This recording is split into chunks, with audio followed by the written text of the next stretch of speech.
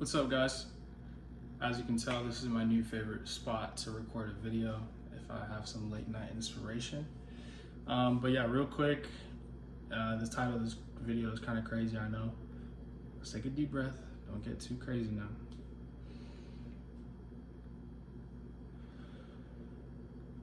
I promise you'll be okay. So, real quick, I live in California. I lived here my whole life. And I've been to I've been to a lot of places, right? I've been to states that are red. I've been to states that typically vote blue. I've been to cities that are red, and I've been to cities that typically vote blue. And one thing I've noticed is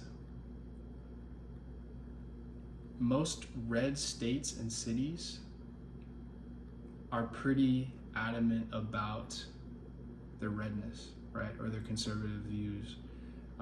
They're more structured and rigid when it comes to their politics and their political views, in my opinion. And when I'm saying red states and red cities, I just had this thought now that it kind of puts these places in a box, right? It's kind of like echo chamber. Like if I'm from Jackson, Mississippi, which I'm assuming is red. Don't quote me on that. I'm assuming it's red. You guys might think it's probably red, right? If I'm from Jackson, Mississippi, this is all I grew up in, this is all I know, and everyone around here supports Trump or the conservative candidate, then I'm more likely to. I don't want to be the one person who's like, yeah, no, I'm not vibing with that. I don't agree with that. Mainly because their parents are conservative, their friends are conservative, their teachers are conservative. That's a big one too, because I noticed even growing up in California, like my workplace tends to lean left. My school and education tends to lean left. And I'm just pointing it out, right? Because your environment plays a big factor on how you view the world and what you think of the planet and the state that you live in, right? But the point of this video too is not to put states and cities in a box, especially California, because I know California gets a lot of heat. We have the most electoral votes in the country, right? I think it's around 53. So we have a lot of pull, especially since we vote blue a lot of the time, right? Especially in the past 20 years or so.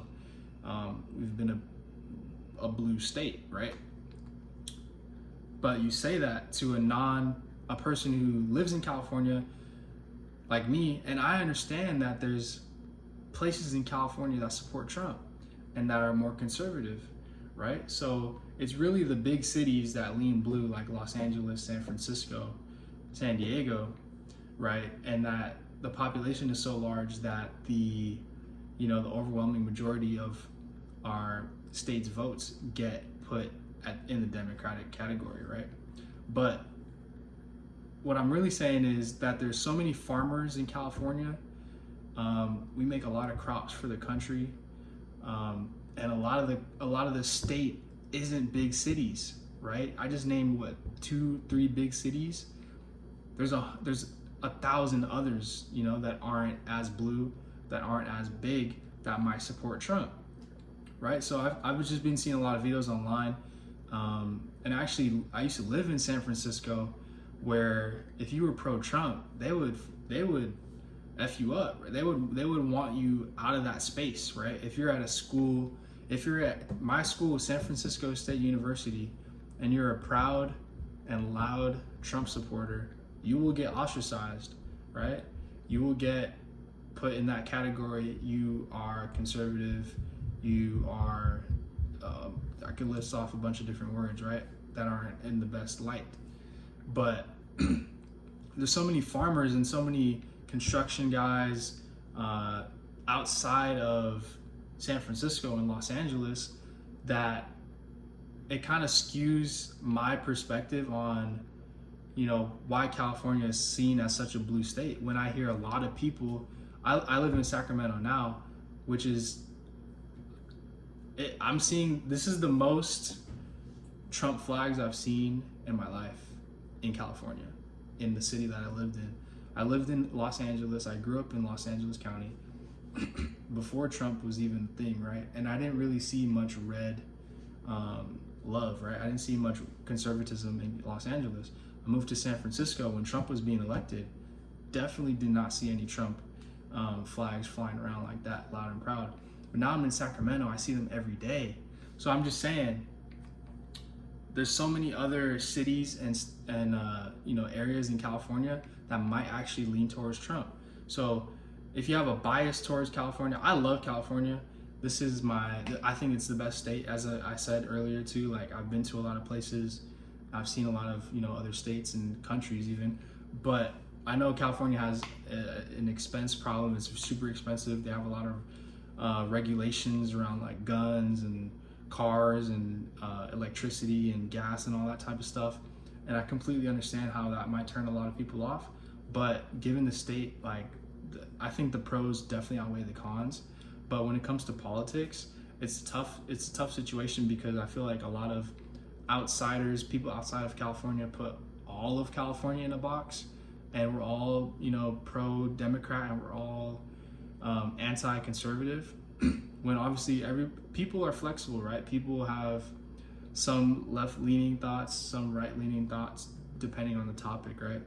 But there's a lot of Californians that I'm encountering that are pro-Trump. And I'm not, expressing my political beliefs. I don't really have many political beliefs when it comes to like red or blue necessarily. But as a Californian, as a guy from the big cities in California, and who has moved to a city that seems to be leaning more red, it is kind of a culture shock to me. And, I'm just trying to bring that awareness to people outside of California who might not know that about the state or just the cities in California. So yeah, let me know what you guys think about that. Whether you hate California, whether you love California, if you're from California, if you're not. I just want to start a conversation and see where things go. Joe Biden just dropped out the race 2 days ago, as of me recording this video. So that was crazy to me. So I'm just curious where things are going to go, and I want to see how California votes this election year. All right, what do you guys think?